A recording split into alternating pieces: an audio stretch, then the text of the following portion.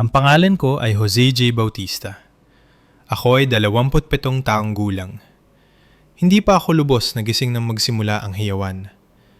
Boses muna ng kapatid kong si Lani ang narinig ko.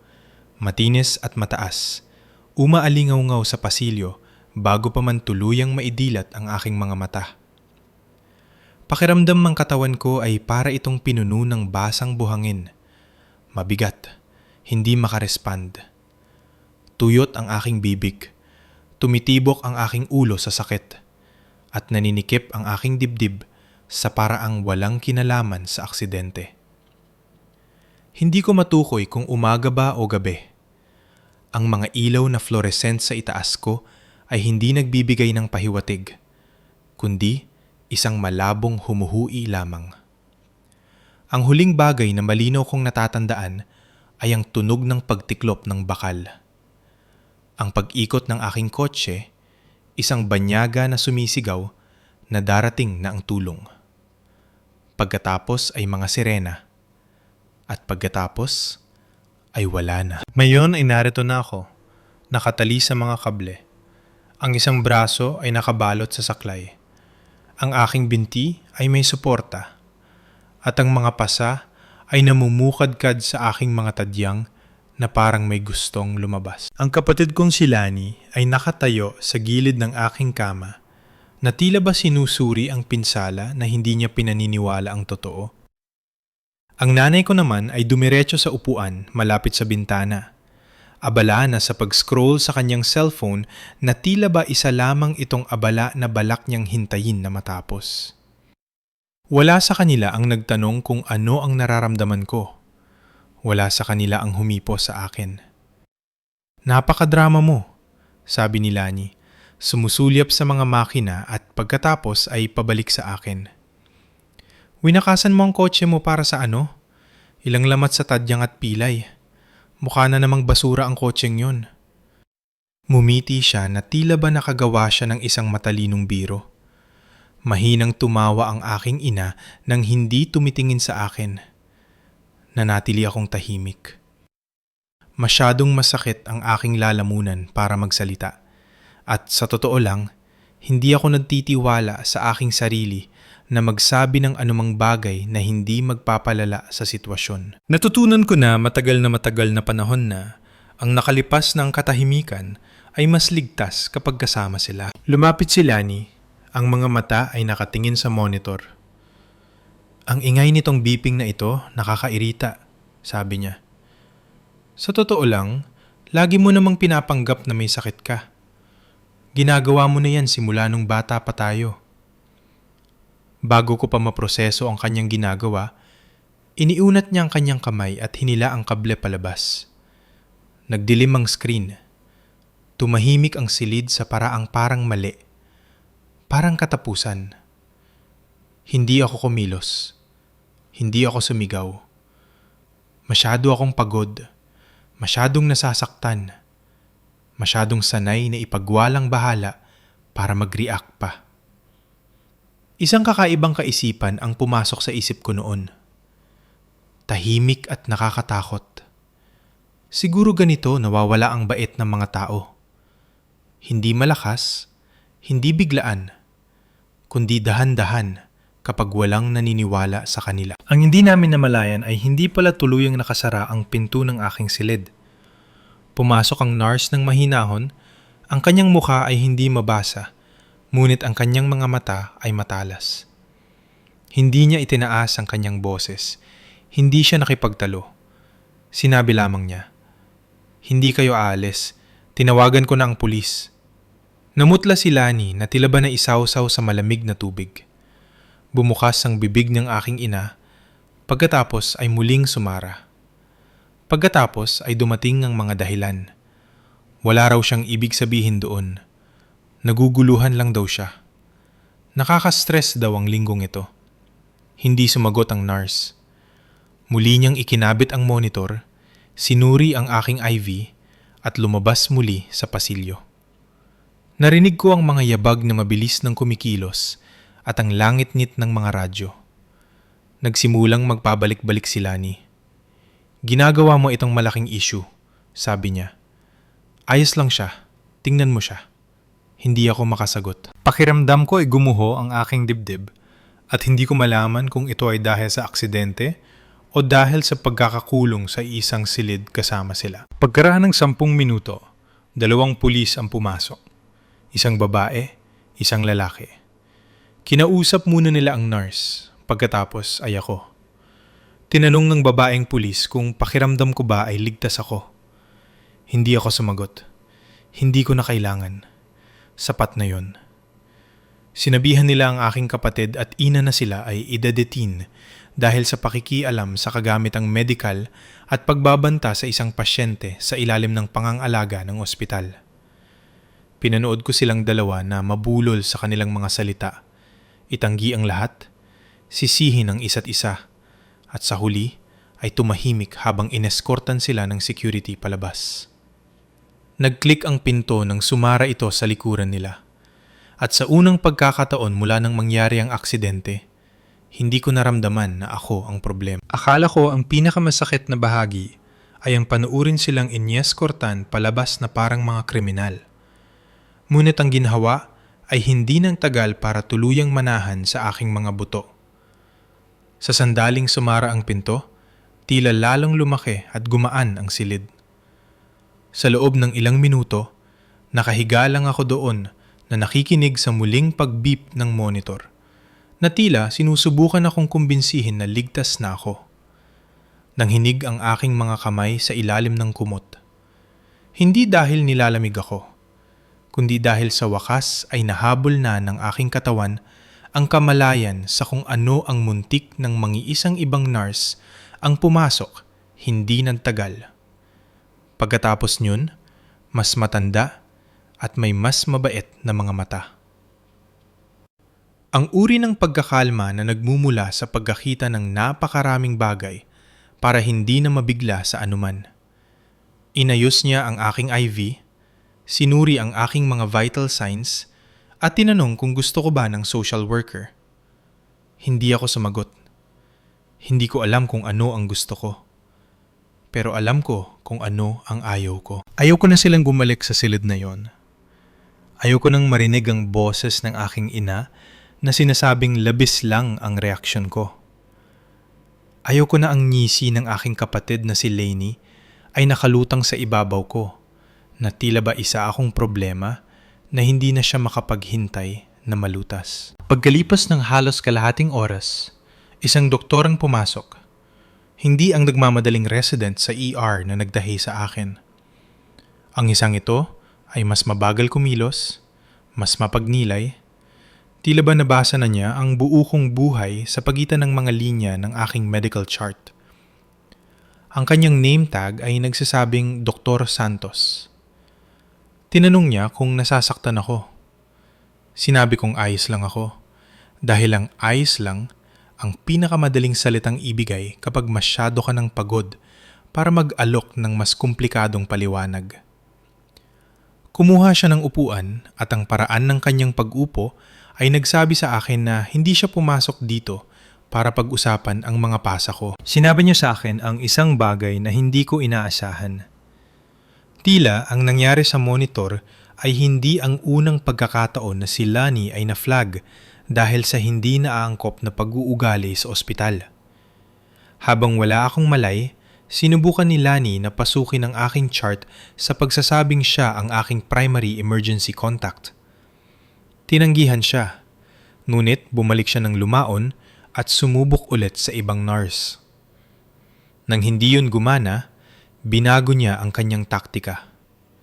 Sinimula niyang sabihin sa mga staff na may mahaba akong kasaysayan ng pagpapapansin o attention-seeking behavior. Sinubukan niyang kumbinsihin sila na pinalalabis ko lang ang aking mga sintomas. Iminungkahi pa niya na hindi naman kailangan ng aking mga gamot sa sakit. Nanatiling matatag ang boses ni Dr. Santos habang ipinapaliwanag ito. Ngunit naririnig ko ang talim sa ilalim nito, na tila kahit siya ay nahihirapang panatilihin ang propesyonal na distansya. Pagkatapos ay binanggit niya ang aking ina.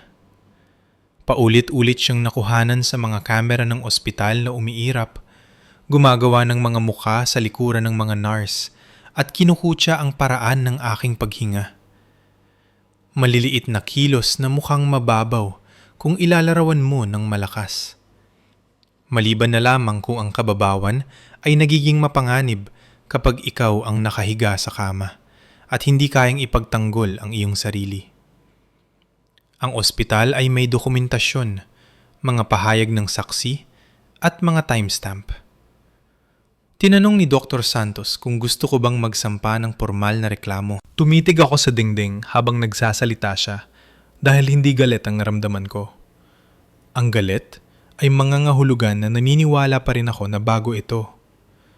Ang naramdaman ko ay mas malamig. Tila may isang bagay sa loob ko, ang tuluyan ng bumibitaw sa pag-asa, na baka sa kaibuturan nila ay nagmamalasakit sila. Maraming taon kong sinasabi sa sarili ko na si Lani ay sadyang matalas lang ang dila, na ang aking ina ay stress lang, na hindi nila sinasadya ang paraan ng kanilang pananalita. Iyon ang kasinungalingan na pinanatili kong buhay para makayanan sila. Ngayon, ang ospital na ang nagsasabi sa akin na hindi ito isang pagkakamali. Ito ay isang pattern. Nang gabing yon, inilipat ako sa isang mas tahimik na palapag, malayo sa general ward, sa isang maliit na silid malapit sa dulo ng pasilyo. Sinabi ng nurse na normal lang ito para sa mga trauma patients, ngunit nakita ko ang katotohanan sa kanyang mga mata nang sabihin niya iyon. Hindi lang ito paggaling. Ito ay proteksyon. Hindi pinagkatiwalaan ng ospital ang aking pamilya. Pati na rin ako. Nang sa wakas ay maibalik sa akin ang aking cellphone kinaumagahan. Nasa loob ito ng isang plastic bag kasama ang aking petaka at relo. Halos low-bat na ito. Ngunit nang bumukas ito, nagliwanag ito na parang isang babala. 32 missed calls, 17 voicemails, 6 na magkakasunod na text mula kay Lani, lahat ay ipinadala bandang 3:00 ng madaling araw. Nagpapalit-palit sa pagitan ng galit at panik. Hindi ako makapaniwalang hinayaan mong arestuhin kami. Tawagan mo ako ngayon bago pa lumala ito. Sinisira mo ang lahat. Ang bawat mensahe ay lalong tumatalas, lalong nagiging desperado, na tila sa bawat pagpindot niya ay mapipilit niya ang realidad na bumalik sa dati. Ang mga mensahe ng aking ina ay iba, mas maikli, kontrolado. Hindi namin sinasadyang umabot ito sa ganito. Huwag mo itong isa publiko. Sinasaktan mo ang pamilya. Patuloy niyang ginagamit ang salitang pamilya na parang isang kalasag, na tila binubura nito ang nangyari sa sandaling sabihin niya ito. Bandang tanghali, tumawag ang tita kong si Laura na umiiyak. Sabi niya ay may narinig siyang balita. Hindi lahat, sapat lang para matakot.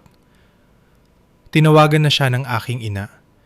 Sinasabi sa kanya na pinagplanuhan ko raw sila, na nag-eskandalo ako sa ospital, na hindi raw ako matatag, at sinusubukan kong sirain ang pangalan ng pamilya habang bangag sa gamot.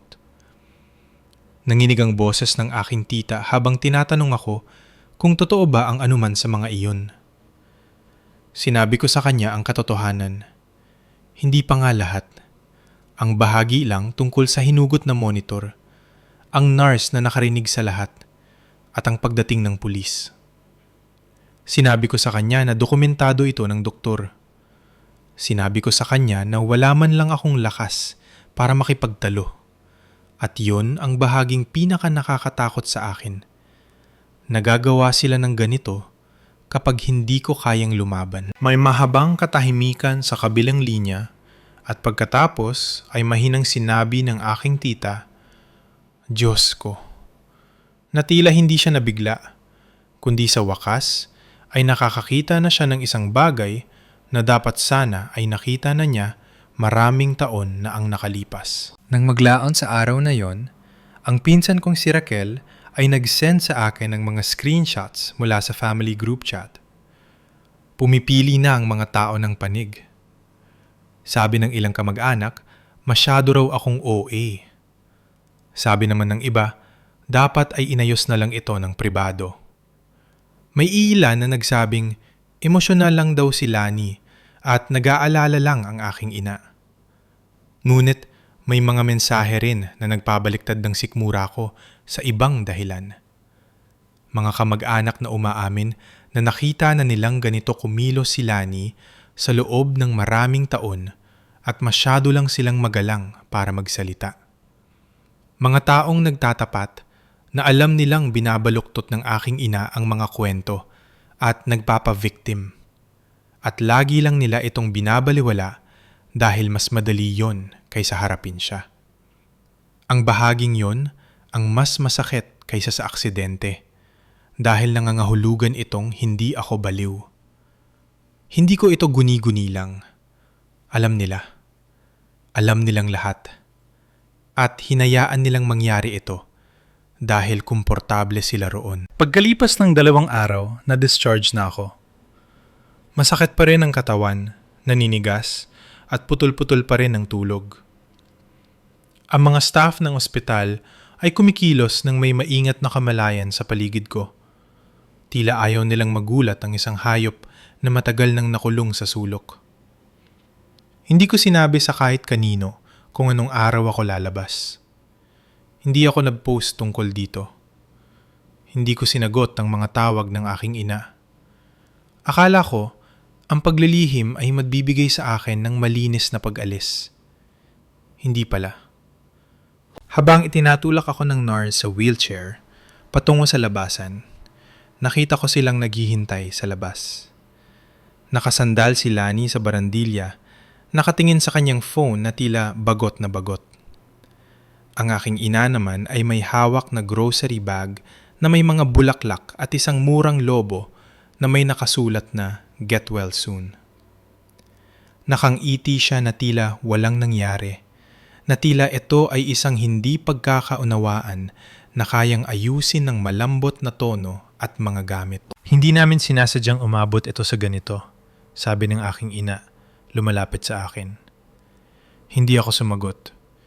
Hindi ko kinuha ang mga bulaklak. Hindi man lang ako bumagal. Humigpit ang kapit ng nurse sa mga hawakan ng wheelchair at naramdaman ko ang kanyang pag-aalinlangan na tila naghihintay siya ng pahintulot ko para sa susunod na mangyayari. Naglakad pa rin ang aking ina sa tabi ng wheelchair, halos tumatakbo para makahabol.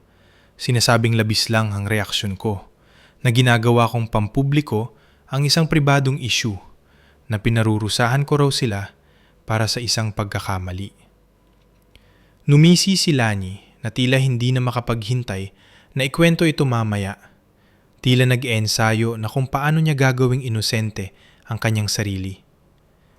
Ang mukha ng nurse ay nanatiling neutral, ngunit ang kanyang mga mata ay hindi. Nakakita na siya ng ganitong dinamika noon. Hindi siya mukhang gulat.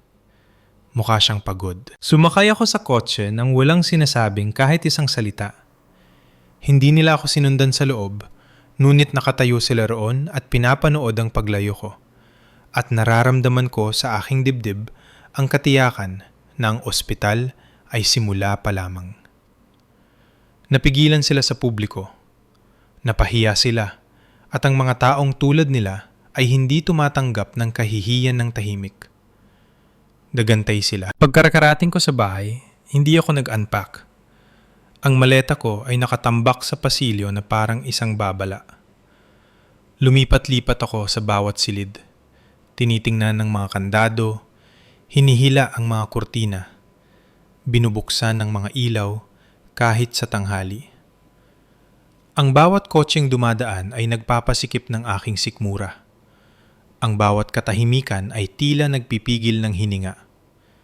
Hindi ito paranoia.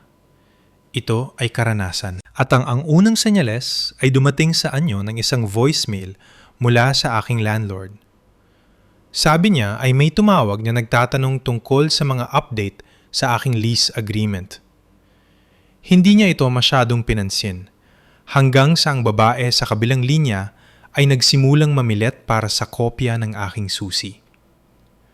Nang humingi siya ng ID verification, ibinaba ng babae ang telepono. Hindi siya nakakuha ng pangalan, ngunit sinabi nitong siya ay aking kapatid. Hindi ko na kailangang itanong kung sino yon. Hindi ko tinawagan pabalik ang aking kapatid. Hindi ko rin tinawagan ang aking ina. Naupo ako sa gilid ng aking kama na hawak ang telepono matagal na. Matapos ang voicemail ng landlord, nakatitig sa dingding tila ba maipaliliwanag nito kung paano humantong sa ganito ang lahat. Ang ospital ay tila hindi na totoo ngayon. Parang isang selyadong kabanata na maaari kong panggapin na tapos na. Ngunit ang tawag tungkol sa aking susi ay nagsabi sa akin ng isang mahalagang bagay. Hindi pa sila tapos. Binabago lang nila ang kanilang mga taktika. Ang sumunod na tawag na ginawa ko ay sa aking bangko, pagkatapos ay sa isa pang bangko, at pagkatapos ay sa maliit na credit union na halos hindi ko na ginagamit. Ang isa na binuksan ko maraming taon na ang nakalipas ng maoperahan sa balakang ang aking ina at kailangan ko ng shared account para bayaran ang kanyang mga gastusing medical. Noon, parang practical ito kahit na mapagmahal. Ngayon, parang isang bidag ito na inihanda ko para sa aking sarili at nakalimutan ko. Nang mag-login ako at makita ang balanse, bumagsak ang aking sikmura. Ang joint account ay nasa 40,000 piso na lamang. Mahigit 500,000 piso iyon nung huli kong tiningnan. Siguro 3 buwan na ang nakalipas. Nirefresh ko ang screen na tila ba ang mga numero ay itatama ang kanilang mga sarili. Hindi sila nagbago. May mga withdrawal sa transfers, 2 malalaki na sapat ang agwat para hindi mag-trigger ng fraud alert. 150,000 dito, 150,000 doon. Malinis, legal, sinasadya. Hindi ko na inabalang tawagan ng aking ina para magtanong. Agad kong isinara ang account at sinimulang tanggalin ang pangalan ko sa lahat ng bagay na naalala ko. Mga credit card, shared utilities, mga lumang authorization na hindi ko na naisip sa loob ng maraming taon. Ang bawat click ay tila paghugot ng isang kable na tahimik na umuubos sa akin. Nang hapong yon, nag-order ako ng mga security camera. Isa para sa harap ng porch, isa para sa gilid ng pinto, at isa sa loob ng sala na nakaharap sa entryway. Ayaw ko ang ideyang ito. Ayaw ko na kailangan kong mag-isip sa ganitong paraan. Ngunit mas ayaw ko ang alternatibo. Ayaw ko na maging babae sa balita na sasabihin ng mga tao na dapat ay nakita na niya itong darating. Ang technician ay dumating kinaumagahan, magalang, profesional. Nagtatanong kung nanakawan na ba ako noon. Sinabi ko sa kanya na siguraduhing lahat ay naka-upload sa cloud. Yun lang ang sagot na kailangan niya. Nang gabing yon, nakatulog ako ng mahigit 4 na oras sa unang pagkakataon mula nang maaksidente. Ang uri ng mahimbing na tulog na nagpapalimot sa iyo kung nasaan ka hanggang sa ang tunog ay hilahin ka pabalik. Ang kalabog ay dumating pagkalipas ng hating gabi. Hindi isang katok, kundi isang mapurol at solidong bagsak, tila balikat na humahampas sa pinto. Pagkatapos ay isa pa, at pagkatapos ay ang pangalan ko. Hindi ako kumilos. Nanatili akong nakayuko sa likod ng sofa na hawak ang aking telepono, dinadial na ang pulis.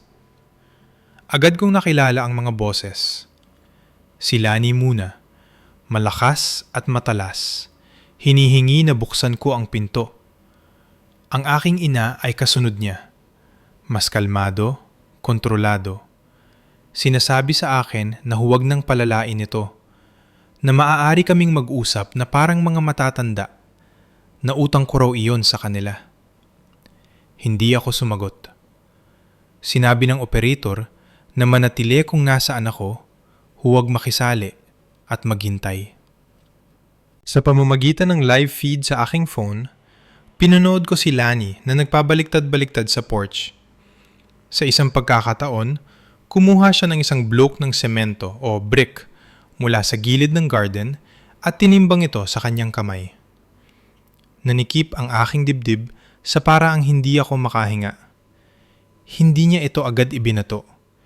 Hinawakan niya lang ito na tila ba nagdedesisyon kung hanggang saan siya handang pumunta. Dumating ang pulis ng mas mabilis kaysa sa inaasahan ko. Walang mga sirena, tila mga headlight lang na bumubuhos sa driveway. Isang opisyal ang tumayo sa pagitan nila at ng aking pinto nang hindi nagtatanong ng marami. Sinabihan silang umalis. Sinubukan nilang magpanggap na parang normal lang ang lahat, na tila tinitingnan lang nila ako. Ngunit umurong sila nang hindi kumilos ang pulis. Hindi sila lumayo. Naupo sila sa isang kotse sa tapat ng kalye sa loob ng halos isang oras. Pinapanood ang aking bahay na tila ba may hinihintay silang magbago. Iyon ang oras na tinawagan ko ang aking Tito Alan at Tita Lorna. Sinabi ko sa kanila ang lahat sa pagkakataong ito. Hindi ang pinalambot na bersyon, hindi ang maingat. Sinabi ko sa kanila ang tungkol sa ospital, sa bank account, sa landlord, sa brick sa kamay ng aking kapatid. Hindi sila nag-atubili. Nagmaneho sila ng gabing iyon bitbit ang mga overnight bags na tila hindi na ito kailangang itanong. Tila isa itong desisyon na nagawa na. Ang aking tita ay dumiretso sa kusina at nagsimulang gumawa ng tsaa. Sinuri ng aking tito ang mga kandado nang walang sinasabi at sinabing mananatili siyang gising ng sandali. Ang sumunod na umaga ay nagdala ng bagong uri ng paglabag. Pumasok ako sa kusina at napatigil. Ang pinto ng cabinet ay nakabitin ng tabingi mula sa isang bisagra. Ang bawat pinggan sa loob ay basag-basag sa sahig. Hindi ito aksidente. Ang bintana sa itaas ng lababo ay puwersang binuksan ng sapat lang para makapasok ang isang kamay o kasangkapan. Nagwalis ang aking tita ng tahimik habang sinusuri ng aking tito ang frame. Ang kanyang panga ay nakatakda sa paraang hindi ko pa nakita noon. Habang nagtatrabaho sila, nag-vibrate ang aking phone sa isang email na nagpamanhid sa aking mga kamay. Subject line, Confirmation of Beneficiary Change. Mula ito sa aking life insurance provider. Maraming taon na akong hindi nag-login sa account na yun. Sabi sa email, may request na isinumitate para alisin ako bilang primary beneficiary at palitan ito ng aking ina. Hindi natuloy ang pagbabago dahil hindi tugma ang digital signature. Ngunit ang pagtatangka pa lang ay sapat na para masuka ako. Ipinakita ko muna ito sa aking tita. Binasa niya ito nang hindi nagsasalita. Pagkatapos ay iniabot sa aking tito. Nang sa wakas ay tumingin siya sa akin, nagtanong siya ng isang bagay na mas mabigat kaysa sa anumang bagay. Nasabi ko na ba sa kanila ang tungkol sa policy na yon? Naalala ko ang isang hapunan 2 taon na ang nakalipas. Ang aking ina ay nagkomento tungkol sa pagiging handa. Nagbiro si Lani na kung mamatay man ako, sana raw ay makuha niya ang kotse. Natatandaan nila. Siyempre, natatandaan nila. Tumawag ang aking tito sa isang abogado na pinagkakatiwalaan niya bago ko pa man maproseso kung ano ang ibig sabihin yon. Nang iabot niya sa akin ang telepono, mabilis ang mga tanong. Nag-file ba ako ng police report? May access ba sila sa aking finances? Nakalista ba sila bilang medical proxies? Dinokumento ba ng ospital ang insidente sa monitor? Nang sabihin ko sa kanya ang lahat, may katahimikan sa kabilang linya. Pagkatapos ay isang pangungusap na nagpataas ng aking balahibo. Hindi na lamang ito emosyonal na pang-aabuso. Isa itong pattern na mukhang mapanganib na malapit sa isang bagay na kriminal. Sa pagkatapos ng araw, ang bawat account na meron ako ay naisara o nailipat na. Ang mga kandado ay muling pinalitan. Nagdagdag ng mga extra bolts. Tahimik na nag-text ang aking tita sa mga kamag-anak. Sinasabihan silang huwag magbahagi ng impormasyon kung makikipag-ugnayan ng aking ina o si Lani. Nang gabing iyon, nag-vibrate muli ang aking phone sa isang security alert. Motion detected at the front porch pagkalipas ng hating gabi. Binuksan ko ang app at nakita ang isang lalaki na hindi ko kilala na nakatayo malapit sa frame. Naka-hoodie, naka-jeans, may phone sa tenga. Naglakad-lakad siya ng mabagal. Pagkatapos ay tumingin ng direkta sa aking pinto at binanggit ang pangalan ko. Hindi pa sigaw, hindi nananakot. Tila ba inaasahan niyang sasagot ako? Hindi ako kumilos. Hindi ako huminga. Nanatili siya ng 2 pang minuto. Pagkatapos ay naglakad pabalik sa isang kotse na hindi ko kilala at umalis. Hindi na ako nakatulog pagkatapos niyon. Pininood ko lang ang footage ng paulit-ulit hanggang sa pumasok ang aking tita sa silid at tinanong kung bakit gising pa ako. Nang makita niya ang video, hindi siya nagtanong kung sino yon. Sinabi lang niya ng mahinhin na dapat ay pinigilan na namin sila maraming taon nang makalipas. Kinamagahan, naipadala na ng aking tito ang footage ng lalaki sa porch sa pulis at na-i-flag na ito sa abogado na kinausap niya nung nakaraang gabi. Nagbigay ako ng isang maikling nakasulat na pahayag na nagpapatunay na hindi ko siya kilala, wala akong inaasahang bisita, at hindi ko ibinahagi ang aking address sa kahit kanino sa labas ng malapit na pamilya. Sinabihan ako ng opisyal sa telepono na panatilihing nakakandado ang mga pinto at huwag makipag-usap kung babalik man siya. Hindi ito parang isang plano, kundi parang isang pansamantalang pagtigil. Ngunit may iba pang nasa isip ang aking tito. Nagtawag siya ng isang pagpupulong, hindi kasama ang mga taong gumagawa ng kaguluhan, kundi kasama ang mga taong mahalaga. 3 sa kanyang mga kapatid, 2 pinsan at isang business partner ang nakipagkita sa amin ng hapong iyon sa sala ng aking tita. Naupo ako sa gilid ng sofa na nakabalot sa kumot na amoy disinfectant pa rin ng ospital habang inilalatag ng aking tito ang lahat ng ebidensya ng paisa-isa. Ang ulat ng ospital, ang hinugot na monitor, ang pagtatangkang pasukin ang aking medical records, ang naubos na joint account, ang tangkang pagbabago sa life insurance beneficiary, ang lalaki sa pinto ko na alam ang pangalan ko. Ang bawat detalye ay mas mabigat kaysa sa huli. Walang sumasabat sa kanya. Walang sumubok na palambutin ang sitwasyon. Ang ikinagulat ko ay hindi ang katotohanang meron siyang mga record, kundi ang katotohanang hindi lang siya ang may alam. Inamin ng pinsan kong si Abby na tinawagan siya ng aking ina ilang araw bago iyon. Nagtatanong kung alam ba niya kung magkano ang namana ko mula sa aming lolo. Walang pamana. Mga hinala lang. Ngunit ang marinig itong sinasabi ng malakas ay nagpabaliktad ng aking sikmura. May nagtanong kung sa tingin ba namin ay ipinadala ang lalaki sa porch para takutin ako. Sabi ko ay hindi ko alam. Sadyang mukha lang siyang kalmado. Masyadong kalmado. Doon tumahimik ang buong silid. Hindi itinaas ng aking tito ang kanyang boses. Hindi siya nagdrama. Gumawa lang siya ng ilang tawag.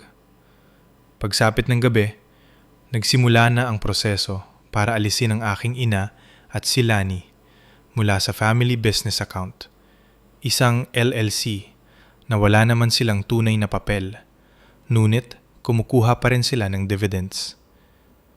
Ipinatigil din niya ang maliit na trust fund na itinayo ng aming lolo para sa mga emergency sa pamilya. Ang isa na inuutay-utay nila sa loob ng maraming taon, gamit ang guilt at mga kwento tungkol sa pangangailangan ng tulong. Sinabi niya sa akin na huwag nang mag-alala na inaayos na ito. Ngunit nakikita ko ang hirap sa kanyang muka.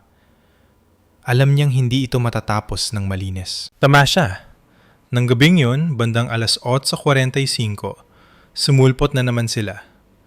Walang babala, walang paumanhin. Ang aking ina ay may hawak na folder na tila ba may pinapatunayan ito. Pumasok si Lani sa pintuan bago pa man may makapigil sa kanya. Hindi sila naroon para makipag-usap. Naroon sila para bawiin ang kontrol. Inakusahan ako ng aking ina na nilalason ko raw ang pamilya, na pinalalabis ko raw ang lahat para magpa-victim. Itinumba ni Lani ang isang lampara at sinabing inilalayo ko raw ang lahat laban sa kanila. Nang sabihan sila ng aking tita na umalis, sumigaw ang aking ina na sinusubukan lang din daw niyang kunin ang pera ko. Iyon ang oras na humakbang ang aking tito. Hindi siya sumigaw. Hindi siya nagbanta. Isang pangungusap lang ang sinabi niya. Mahinahon at malinaw, sapat na lakas para marinig ng lahat. Kung magsasabi ka pa ng kahit isang salita, ipapatanggal kita sa bawat natitirang kontrata, bawat asset, bawat piso na nakatali sa pamilyang ito. Napatigil ang aking ina. Binuksan ni Lani ang kanyang bibig pagkatapos ay tumigil ng itaas ng aking tito ang kanyang daliri at sabihing, "Wala na, tapos na kaming protektahan kayo mula sa inyong mga sarili." Lumingon siya sa akin at nagtanong ng isang bagay na wala pang nagtanong sa akin noon. "Gusto mo ba silang manatili rito?" Sabi ko ay hindi. At sa unang pagkakataon sa buhay ko, may nakinig. Sinabihan silang umalis o tatawagan muli ang pulis. Tumayo ang aking tita sa pagitan ko at ng pinto hanggang sa lumabas sila. Walang hiyawan, walang luha. 2 tao lang na napagtanto ang isang bagay na pinakapinahahalagahan nila. Ang kanilang access ay wala. Nang gabing iyon, natulog ako sa sofa habang gumagawa ng tsaa ang aking tita at muling pinalitan ng aking tito ang mga kandado.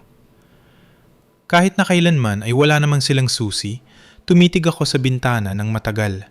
Hindi dahil inaasahan ko silang babalik, kundi dahil sa wakas ay naniwala na ako na baka hindi na nga. Hindi naglaho ang takot ng magdamag. Kahit wala na sila, kahit napalitan na ang mga kandado at tumahimik na ang bahay, ang katawan ko ay nanatiling handa, tila ba may iba pang darating? Ang pakiramdam ng kaligtasan ay pansamantala lang, parang isang manipis na tela na nakatakip sa isang bagay na babasagin. Natulog ako, pero mababaw lang. Ang bawat tunog sa labas ay nagpapululat sa aking mga mata. Ang bawat vibrate ng aking phone ay nagbibigay ng kaba bago ko pa man matingnan ang screen. Kinaumagahan, habang nagkakape ang aking tita at ang aking tito naman ay nakikipag-usap muli sa abogado, may ginawa akong bagay na hindi ko hinahayaang gawin noon. Binuksan ko ang aking laptop at nagsimulang maghanap ng mga apartment sa ibang lungsod. Hindi sa malapit, hindi sa mga lugar na maaring madaanan ng aking ina nang hindi sinasadya. Mga tahimik na lungsod, mas maliliit, mga lugar kung saan walang nakakaalam ng apelyido ko at walang may inaasahan sa akin. Hindi ko ito sinabi sa kahit kanino. Hindi pa. Ang pag-scroll lang ay tila isang paraan na rin ng paghinga. Sa pagtatapos ng linggo, naisampa na ang mga papeles para sa restraining order. Nakalakip na ang dokumentasyon mula sa ospital. Ang mga police reports ay na-cross-reference na. Ipinaliwanag ng aking abogado ang lahat sa mahinahon at maingat na wika, ngunit ang kahulugan sa ilalim nito ay hindi mapagkakamalan. Ang nangyari sa akin ay hindi lang drama sa pamilya. Isa itong dokumentadong pattern ng pakikialam, pananakot at pagtatangkang kontrolin ang iba. Ang makita itong nakasulat sa ganoong paraan ay nanpabitaw ng sakit sa loob ko. Hindi dahil gusto ko silang maparusahan, kundi dahil sa wakas ay naintindihan ko na kung gaano ito kaseryoso noon pa man. Pagkalipas ng ilang araw, kinausap ako ng aking tito at nagtanong ng isang bagay na hindi ko inaasahan. "Gusto mo bang manatili rito?" sabi niya. "O gusto mong umalis?" Hindi niya ito binalangkas bilang isang pagsubok o mungkahi. Binalangkas niya ito bilang isang pagpipilian na pinapayagan akong gawin. Sinabi ko sa kanya na gusto kong umalis. Hindi kami gumawa ng malaking anunsyo. Walang group message na nagpapaliwanag ng anuman. Walang social media post, walang goodbye tour. Maaga, isang umaga, bago pa man tuluyang sumikat ang araw, nagimpake ako ng isang maleta ng mga bagay na hindi ko kayang palitan. Lahat ng iba pa ay ipinamigay, ibinenta o iniwan na. Nagmaneho ang aking tito sa unahan gamit ang isang arkiladong trailer. Dala ang ilang piraso ng second-hand na furniture na mabilis naming binili. Sumunod ang aking tita sa kanyang kotse. Dala ang mga kumot, merienda, at isang thermos ng kape na tila ba pupunta lang kami sa isang normal na road trip. Hindi kami ganoon. Mas malapit ito sa isang paglilikas. Ang apartment ay 2 oras ang layo. Maliit, luma, hindi kagandahan. Pero may gumaganang mga kandado, tahimik na mga kapitbahay, at isang layout na hindi umaalingaw-angaw ng mga alaala. Sapat na yon. Nang unang gabi, naupo ako sa sahig na ang likod ay nakasandal sa dingding at pinakinggan ang pagtahimik ng gusali. Walang hiyawan, walang mga yabag sa labas ng aking pinto, walang mga boses na binabanggit ang pangalan ko na tila ba pag-aari nila ako. Hindi ako nakatulog ng marami sa simula. Ang katahimikan ay masyadong malinis, masyadong hindi pamilyar. Pinanatili ko ang aking phone na nakataob, naghihintay na may masamang mangyari. Walang nangyari. Ang mga araw ay naging mga linggo. Nagsimula akong maglakad ng sandali sa paligid ng block, pagkatapos ay mas mahaba pa. Bumili ako ng maliit na mesa at 2 upuan mula sa isang thrift store. Tinulungan ako ng aking tito na magkabit ng blackout curtains. Pinuno ng aking tita ang aking pantry. Tila ba lilipat ako sa isang dorm room, nilalagyan ng label ang mga lalagyan at nagpapanggap na hindi napapansin kapag tumatahimik ako. Madalas silang bumisita, ngunit hindi kailanman namimilit. Hindi nila tinatanong kung paano ako naghihilom. Hindi nila sinasabi sa akin kung ano ang dapat kong maramdaman. Basta naroon lang sila. At yun pa lang ay parang isang bagay na hindi ko kailanman naranasan noon. Mananatili ang restraining order. Walang mga paglabag, walang mga kakaibang kotse, walang mga hindi kilalang numero na tumatawag sa gitna ng gabi. Wala akong direktang balita mula sa aking ina o sa aking kapatid.